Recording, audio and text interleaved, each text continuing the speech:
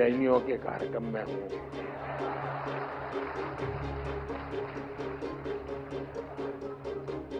अहिंसावादियों के बीच हूं और अभी तो आधा वाक्य बोला हूं और आपने पूरा कर दिया। कहने का तात्पर्य यह है कि भले शब्दों में नहीं कहा, शायद आप ऑपरेशन सिंदूर को आशीर्वाद दे रहे थे। विद्यानंद मुनिराज का जीवन, उनका कार्य इस दिशा में भी समर्पित रहे हैं। उन्होंने वचनामृत आंदोलन चलाया, जिसमें जैन ग्रंथों को आम बोलचाल की भाषा में प्रस्तुत किया गया। उन्होंने भजन संगीत के जरिए धर्म के गहरे विषयों को भी सरल से सरल भाषा में लोगों के लिए सुलभ बना दिया। अब हम अमर भय न मरेंगे, अब हम अमर भय न मरेंगे, तन कारण मिथ्यात दियो तज, क्यों करी देह धरेंगे।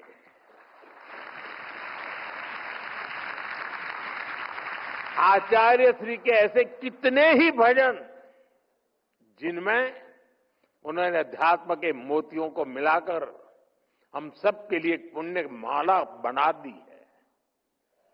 अब हम अमर भय न मरेंगे। अमरता में ये सहज विश्वास, अनंत की ओर देखने का ये हौसला, यही भारतीय अध्यात्म और संस्कृति को इतना खास बनाती है। साथियों, आचार्य श्री विद्यानंद मुनिराज की जन्म शताब्दी का वर्ष हमें निरंतर प्रेरणा देने वाला है। हमें आचार्य श्री के आध्यात्मिक वचनों को अपने जीवन में आत्मसात तो करना ही है। समाज और राष्ट्र के लिए उनके कार्यों को हम आगे बढ़ाएं, ये भी तो हमारा दायित्व है। आप सब जानते हैं, आचार्य श्री विद्यानंद मुनिराज ने अपने साहित्य के जरिए, अपने भजनों के माध्यम से प्राचीन प्राकृत भाषा का कितना पुनरुद्धार किया। प्राकृत भारत के सबसे पुरानी भाषाओं में से एक है।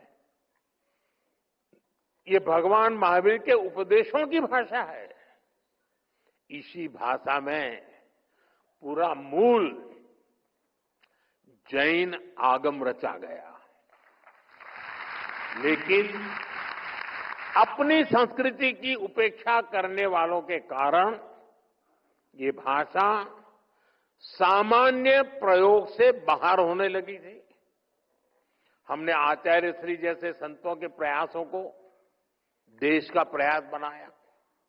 पिछले साल अक्टूबर में हमारी सरकार ने प्राकृत को शास्त्रीय भाषा का दर्जा दिया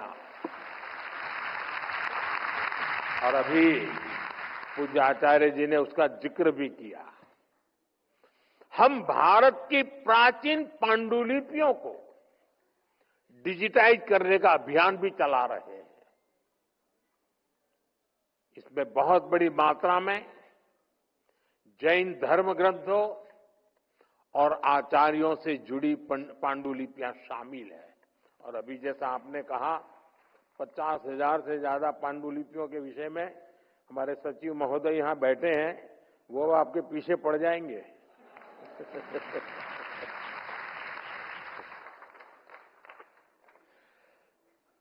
हम इस दिशा में आगे बढ़ना चाहते हैं।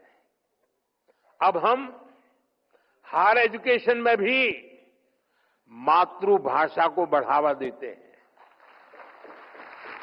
और इसलिए मैंने लाल किले से कहा है, हमें देश को गुलामी की मानसिकता से मुक्ति दिलानी है। हमें विकास और विरासत को एक साथ लेकर आगे बढ़ना है। इसी संकल्प को केंद्र में रखकर हम भारत के सांस्कृतिक स्थलों का, तीर्थ स्थानों का भी विकास कर रहे हैं। 2024 में हमारी सरकार ने भगवान महावीर के 2550वें निर्वाण महोत्सव का व्यापक स्तर पर आयोजन किया था। इस आयोजन में आचार्य श्री विद्यानंद मुनि जी की प्रेरणा शामिल थी। इसमें आचार्य श्री प्रज्ञ सागर जी जैसे संतों का आशीर्वाद शामिल था। आने वाले समय में हमें अपनी सांस्कृतिक धरोहर और उसे और समृद्ध बनाने के लिए ऐसे ही बड़े कार्यक्रमों को निरंतर करते रहना है। इसी कार्यक्रम की तरह ही हमारे ये सारे प्रयास जन भागीदारी की भावना से होंगे। सबका साथ, सबका विकास, सबका प्रयास इस मंत्र से होंगे। साथियों, आज मैं आपके बीच आया हूं तो नवकार महामंत्र दिवस की स्मृति आना भी स्वाभाविक है। उस दिन हमने 9 संकल्पों की भी बात की थी। मुझे खुशी है कि बड़ी संख्या में देशवासी उन संकल्पों को पूरा करने में लगे हैं। आचार्य श्री विद्यानंद मुनिराज से हमें जो मार्गदर्शन मिलता है वो इन 9 संकल्पों को और मजबूती देते हैं। इसलिए आज इस अवसर पर मैं उन 9 संकल्पों को फिर से आपके साथ साझा करना चाहता हूं। पहला संकल्प पानी बचाने का है। एक एक बूंद पानी की कीमत समझनी है। ये हमारी जिम्मेदारी भी है और धरती मां के प्रति फर्ज भी।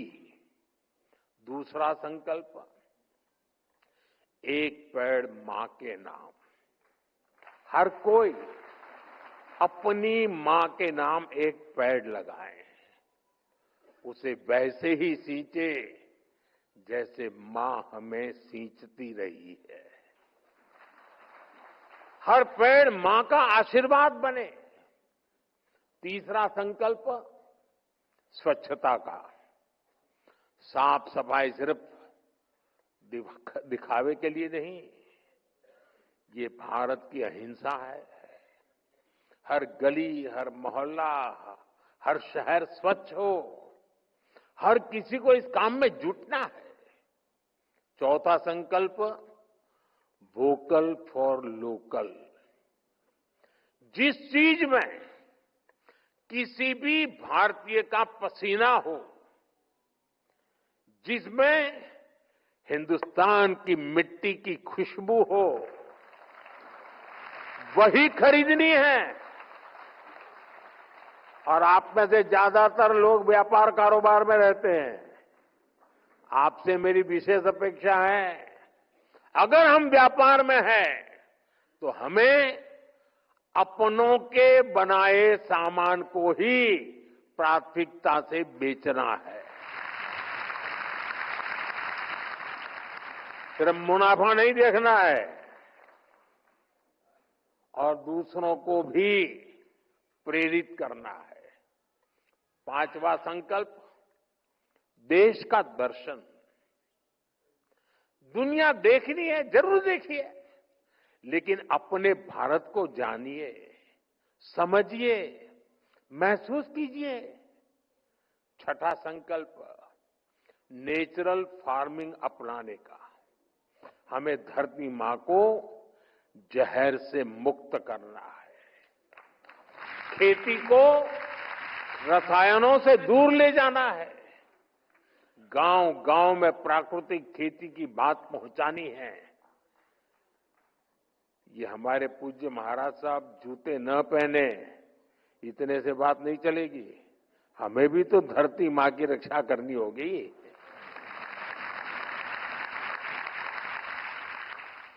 सातवां संकल्प हेल्दी लाइफस्टाइल का। जो खाएं सोचकर खाएं। भारत की पारंपरिक थाली में श्री अन्न हो, हमें भोजन में कम से कम 10% तेल भी कम करना है।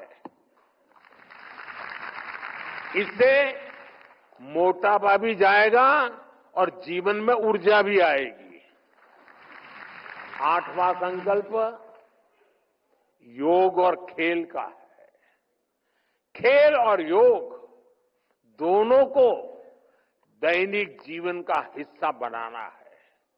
9वां संकल्प गरीब की मदद करना, किसी गरीब की हैंड होल्डिंग करना, उसे गरीबी से निकलने में मदद करना, यही असली सेवा है। मुझे विश्वास है हम इन 9 संकल्पों पर काम करेंगे तो आचार्य श्री विद्यानंद जी मुनिराज जी को और उनकी शिक्षाओं को भी ज्यादा सशक्त करेंगे। साथियों, भारत की चेतना को, हमारे संतों के अनुभवों को लेकर हमने देश के लिए अमृतकाल का विजन सामने रखा है। आज 140 करोड़ देशवासी देश के अमृत संकल्पों को पूरा करते हुए विकसित भारत के निर्माण में जुटे हैं। विकसित भारत के इस सपने का मतलब है हर देशवासी के सपनों को पूरा करना। यही आचार्य श्री विद्यानंद जी मुनिराज जी ने हमें प्रेरणा दी है। उनके दिखाए प्रेरणा पथ पर चलना, उनकी शिक्षाओं को आत्मसात करना, राष्ट्र निर्माण को अपने जीवन का पहला ध्येय बना लेना, यह हम सबकी जिम्मेदारी है। मुझे विश्वास है आज इस पवित्र अवसर की ऊर्जा हमारे इन संकल्पों को सशक्त बनाएगी। और अभी प्रज्ञा महाराज साहब ने कहा कि जो हमें छेड़ेगा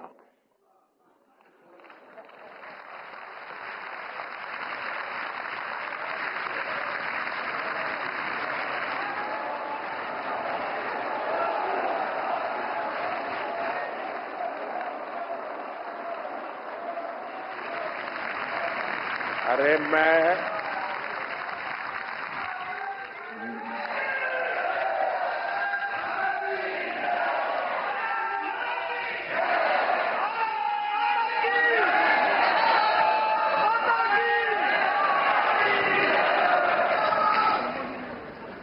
जैनियों के कार्यक्रम में हूं।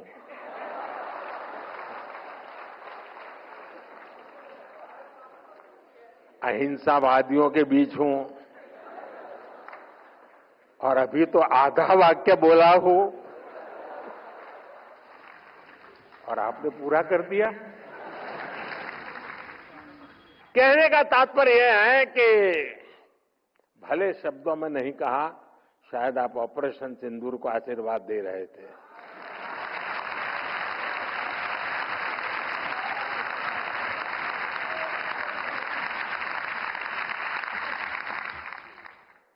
आप सबका प्यार, आप सबके आशीर्वाद, इन भावनाओं के साथ मैं एक बार फिर आचार्य श्री विद्यानंद जी मुनिराज जी को श्रद्धापूर्वक नमन करता हूं। आप सभी का बहुत बहुत धन्यवाद। जय जिनेन्द्र।